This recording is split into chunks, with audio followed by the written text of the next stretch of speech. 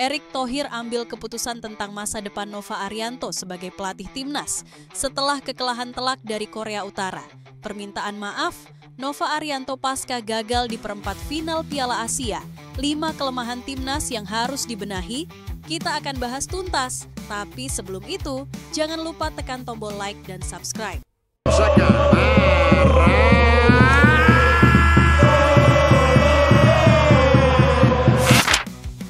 Setelah kekalahan telak timnas Indonesia dari Korea Utara, sorotan publik langsung tertuju pada sosok Nova Arianto. Pelatih yang sebelumnya mencuri perhatian lewat performa cemerlang di Piala Asia U17 ini justru kini berada dalam pusaran keputusan besar PSSI. Erick Thohir selaku Ketua Umum PSSI mengambil langkah mengejutkan. Ia memberikan kepercayaan kepada Nova Arianto untuk menakhodai timnas Indonesia di ajang SEA Games mendatang. Keputusan ini menuai reaksi beragam. Ada yang mendukung, namun tak sedikit pula yang curiga. Di balik layar, muncul spekulasi liar yang berkembang pesat di kalangan netizen. Apakah ini hanya skenario PSSI untuk menyingkirkan Nova secara halus? Skenarionya disebut-sebut seperti ini. Nova diberikan tanggung jawab besar di SEA Games, ajang penuh tekanan dan ekspektasi tinggi. Jika hasilnya manis, maka Nova akan dipuja. Namun jika Indonesia kembali gagal, itu bisa dijadikan alasan resmi untuk mencopotnya dari kursi pelatih. Dan yang jadi pertanyaan besar, bagaimana nasib timnas U17 yang sedang dipersiapkan untuk Piala Dunia? Disinilah plot twistnya muncul. Kemungkinan bahwa PSSI sudah menyiapkan satu nama sebagai pengganti Nova. Sosok misterius ini diyakini telah disiapkan jauh-jauh hari. Jika Nova gagal di SEA Games, maka peralihan kursi kepelatihan ke sosok baru hanya tinggal menunggu waktu. Skenario ini mengingatkan publik pada peristiwa serupa yang menimpa Shin Tae-yong ketika ia diberhentikan saat sedang mempersiapkan timnas menuju Piala Dunia. Keputusan ini tentu membawa resiko besar, bukan hanya bagi karier Nova Arianto, tapi juga untuk stabilitas tim dan kepercayaan publik terhadap federasi. Apakah ini strategi jangka panjang atau justru blunder besar? Namun, satu hal yang pasti, terlepas dari semua spekulasi dan intrik di balik layar, dukungan untuk timnas Indonesia tak boleh pudar. Siapapun pelatihnya, siapapun pemainnya, Garuda tetap layak diperjuangkan.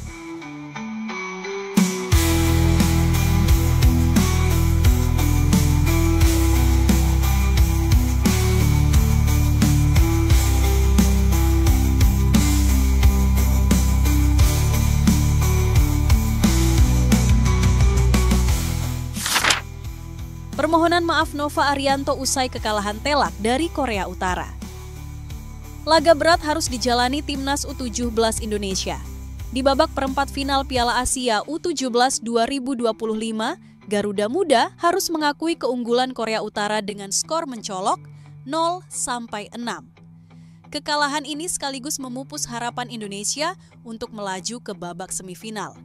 Korea Utara tampil dengan determinasi tinggi, dominasi penguasaan bola, dan serangan yang nyaris tak terbendung. Sementara itu, Indonesia kesulitan mengembangkan permainan, serangan dibangun dengan susah payah, dan pertahanan pun goyah. Usai laga, pelatih Nova Arianto angkat bicara. Lewat akun Instagram pribadinya, ia menyampaikan permohonan maaf kepada seluruh rakyat Indonesia. Saya minta maaf. Akhirnya perjalanan kami di Piala Asia U17 harus terhenti di babak 8 besar. Namun di balik rasa kecewa, Nova tetap menyampaikan rasa terima kasih yang mendalam untuk para pemain yang telah berjuang dengan penuh semangat, untuk staf pelatih dan ofisial yang siang malam bekerja demi satu mimpi, dan tentu saja untuk para pendukung setia yang tak pernah lelah mendoakan. Banyak pengorbanan dilakukan pemain, tetapi semua terbayarkan dengan kami lolos ke Piala Dunia U17. Tak lupa, Nova juga berterima kasih kepada PSSI dan Ketua Umum Erick Thohir yang terus memberi dukungan kepada tim. Ia menyadari, tanpa sokongan dari federasi dan pemerintah, mimpi mereka tak akan bisa diraih. Kami tidak bisa berjalan sendiri, kami sangat membutuhkan support dari semua pihak. Dan untuk para pendukung Garuda Muda di seluruh Indonesia, Nova menyampaikan terima kasih sebesar-besarnya. Dukungan moral dari para pecinta sepak bola nasional menjadi bensin semangat bagi tim untuk terus melangkah. Tim ini belum sempurna, masih banyak evaluasi yang harus kami lakukan. Kini, Nova Arianto dan skuad muda Indonesia memiliki waktu sekitar 7 bulan untuk bersiap menyongsong Piala Dunia U17 yang akan digelar pada 3 hingga 27 November 2025. Indonesia akan menjadi salah satu dari 8 wakil Asia bergabung bersama Jepang, Korea Selatan, Korea Utara, Arab Saudi, Uzbekistan, Uni Emirat Arab, dan Tajikistan. Kekalahan ini menyakitkan, namun perjuangan belum berakhir. Mimpi besar telah menanti di depan.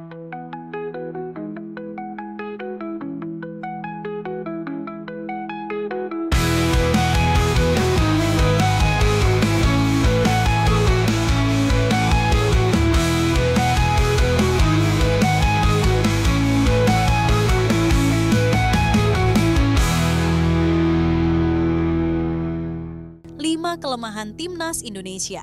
Perjalanan Timnas U17 Indonesia di Piala Asia 2025 memberi banyak pelajaran. Bukan hanya soal kemenangan dan kekalahan, tapi juga soal evaluasi dan pembenahan.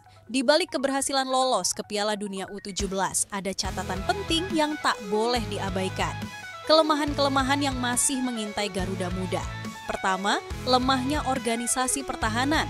Berkali-kali kita melihat bagaimana lini belakang Timnas U17 kewalahan menghadapi tekanan tinggi dari lawan.